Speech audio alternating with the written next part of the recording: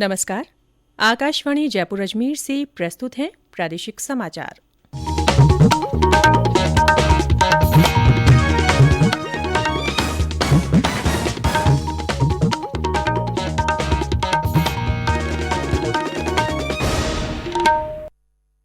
मुख्य समाचार।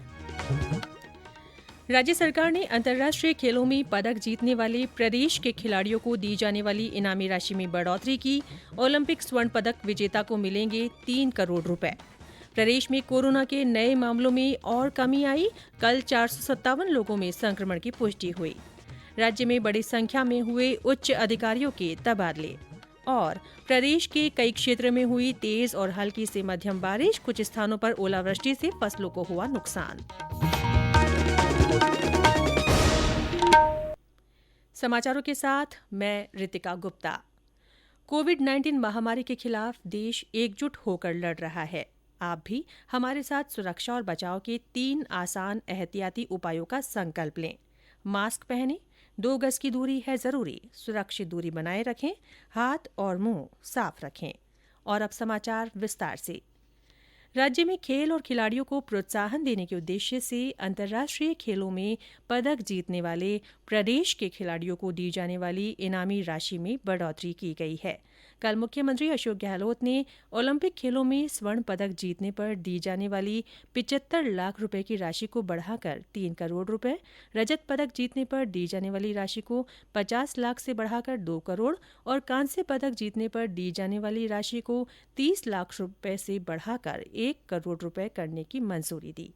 इसी तरह एशियन गेम्स और कॉमनवेल्थ खेलों में स्वर्ण पदक जीतने पर प्रदेश के खिलाड़ियों को दी जाने वाली राशि को 30 लाख से बढ़ाकर 1 करोड़ रुपए, रजत पदक जीतने पर 20 लाख रुपए से बढ़ाकर 60 लाख रुपए और कांस्य पदक जीतने पर 10 लाख रुपए से बढ़ाकर 30 लाख रुपए करने का निर्णय किया गया है। युवा मामले और खेल विभाग ने इस संबंध में आदेश भी जारी कर दिए हैं। प्रदेश में कोरोना संक्रमण के नए मामलों में कल और कमी आई और 457 लोगों में इसकी पुष्टि हुई। कल 755 लोग कोरोना से स्वस्थ भी हुए। राज्य में अब तक 2,99,375 लोग संक्रमण मुक्त हो चुके हैं। सक्रिय मामलों की संख्या घटकर 8,189 रह गई है। स्वास्थ्य विभाग के अनुसार कल जयपुर में 71, जोधपुर में 69, पाली में 36, नागौर में 32, भीलवाड़ा में 30, कोटा में 21, बूंदी में 18, अलवर और चित्तौड़गढ़ में 17, श्रीगंगानगर में 16, राजसमंद में 14, सिरोही और उदयपुर में 13, अजमेर में 12, झालावाड़ में 11, डूंगरपुर में 9, झुंझुनूं, बाड़मेर और जैसलमेर में 7, सीकर और टोंक में 6, जालौर में 5, बांसवाड़ा और सवाईमाधोपुर में 4, बारां, हनुमानगढ़ और बीकानेर में 3, भरतपुर, प्रतापगढ़ और चूरू में 1 व्यक्ति में कोरोना संक्रमण की पुष्टि हुई। कल 3 जिलों दौसा, धौलपुर और करौली में एक भी नया मामला सामने नहीं आया। राज्य में कल 4 और लोगों की मृत्यु के साथ ही मृतकों का आंकड़ा कुल 2,714 हो गया है। श्रीगंगानगर जिले में ब्रिटेन से लौटे 3 लोग कोरोना के नए स्ट्रेन से संक्रमित पाए गए हैं। ये लोग 18 दिसंबर को वापस आए थे। तीनों मरीज एक ही परिवार के हैं और सादुल शहर के रहने वाले हैं। हमारे संवाददाता ने बताया है कि चिकित्सा विभाग और प्रशासनिक अधिकारियों ने तीनों को जिला अस्पताल में भर्ती करवाया है, जहां तीनों को डॉक्टरों की निगरानी में रखा गया है। केंद्र सरकार की ओर से कोरोना के प्रति जागरूकता लाने के लिए जन आंदोलन चलाया जा रहा है। इसी के तहत आकाशवाणी जयपुर के समाचार बुलेटिनों में प्रसारित की जा रही विशेष श्रृंखला जनता का संदेश, जनता के नाम के तहत सुनिए हमारे श्रोता का संदेश।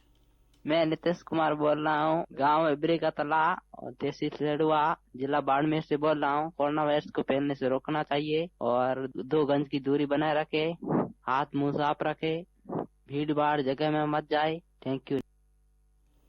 आकाशवाणी के अन्य श्रोता भी इस आंदोलन से जुड़ सकते हैं। इसके लिए आपको अपना संदेश रिकॉर्ड कर या टाइप कर हमारे व्हाट्सएप नंबर 9414052368 पर भेजना है। चयनित संदेशों को आगामी बुलेटिनों में शामिल किया जाएगा।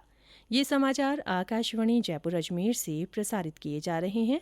समाचारों का सिलसिला यूं ही जारी रहेगा। उससे पहले ये संदेश। चलो मिलकर एक शुरुआत करें, चलो एक फैसला आज करें। मास्क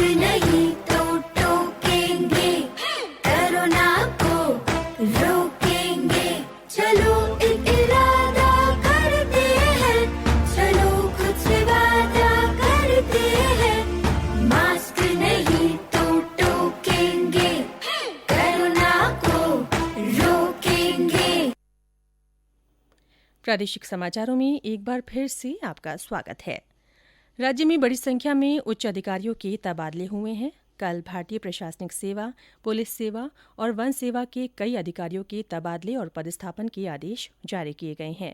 इनमें प्रशासनिक सेवा के 21, पुलिस सेवा के 56 और वन सेवा के 28 से अधिक अधिकारी शामिल हैं। सचिव, जिला कलेक्टर, पुलिस महानिरीक्षक, पुलिस अधीक्षक, प्रधान मुख्य वन संरक्षक और वन संरक्षकों के भी तबादले हुए हैं।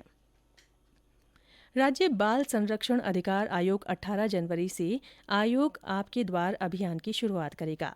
इसके तहत आयोग जिलों में पहुंचकर सुनवाई करेगा। इसकी शुरुआत अलवर जिले से होगी।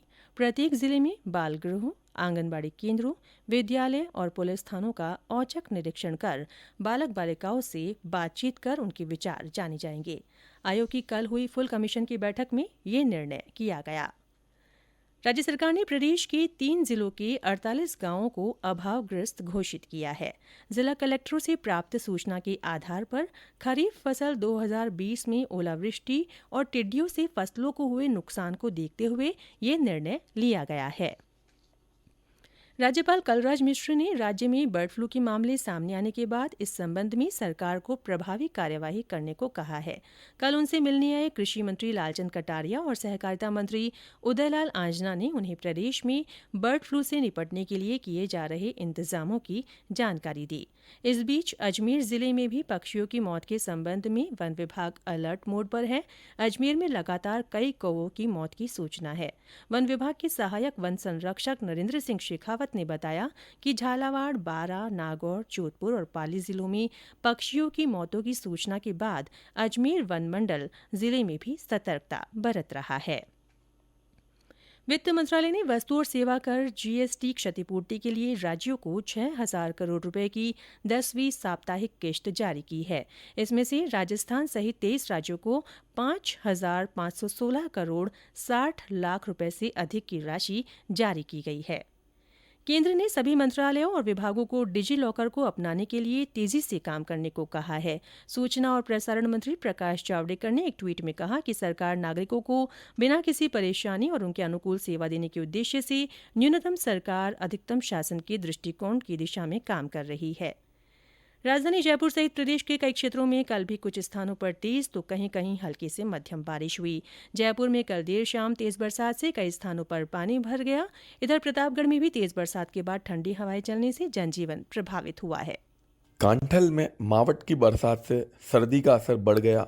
वहीं काश्तकारों के चेहरे खिल उठे हैं। जिले में मावठ की बरसात सोमवार देर शाम बाद शुरू हुई, जो अभी सुबह तक भी बूंदाबांदी के रूप में जारी है। सोमवार को दिन भर बादल एवं कोहरा भी रहा, जिसने मौसम को सर्द बनाया। लोग अलाव जलाकर सर्दी से बचने का जतन करते दिखाई दिए। वहीं देर शाम तेज गर्जना के साथ झमाझम बारिश शुरू हुई, जो लगभग 2 घंटे तक जारी रही। मावठ की इस बरसात से फसलों में काफी फायदा होगा। काश्तकारों के मुताबिक अभी रबी की फसल में फूल और फल आने की अवस्था चल रही है। ऐसे समय में बरसात का होना अमृत समान है। मनीष जैन, आकाशवाणी समाचार, प्रतापगढ़। बांसवाड़ा से भी कल रात झमाझम बारिश के समाचार हैं। सीकर में कल बारिश का दौर जारी रहा। हमारे संवाददाता ने बताया कि बारिश से जहां फसलों को फायदा होगा, वहीं कुछ स्थानों पर हुई ओलावृष्टि से सब्जियों सहित अन्य फसलों को भारी नुकसान हुआ है। जिले में ओलावृष्टि से 3 दर्जन से ज्यादा गांव प्रभावित हुए हैं। उधर जालौर में शीतलहर चलने से अरंडी और जीरे की फसल को नुकसान की खबर है।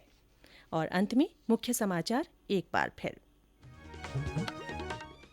राज्य सरकार ने अंतर्राष्ट्रीय खेलों में पदक जीतने वाले प्रदेश के खिलाड़ियों को दी जाने वाली इनामी राशि में बढ़ोतरी की है। ओलंपिक स्वर्ण पदक विजेता को 3 करोड़ रुपए मिलेंगे। प्रदेश में कोरोना के नए मामलों में और कमी आई है। कल 457 लोगों में संक्रमण की पुष्टि हुई है। राज्य में बड़ी संख्या में उच्च अधिकारियों के तबादले हुए हैं। और प्रदेश के कई क्षेत्रों में तेज और हल्की से मध्यम बारिश हुई है। कुछ स्थानों पर ओलावृष्टि से फसलों को नुकसान हुआ है। इसी के साथ प्रादेशिक समाचार बुलेटिन समाप्त हुआ। हमारा अगला बुलेटिन हिंदी में दोपहर 12:30 बजे प्रसारित होगा। नमस्कार।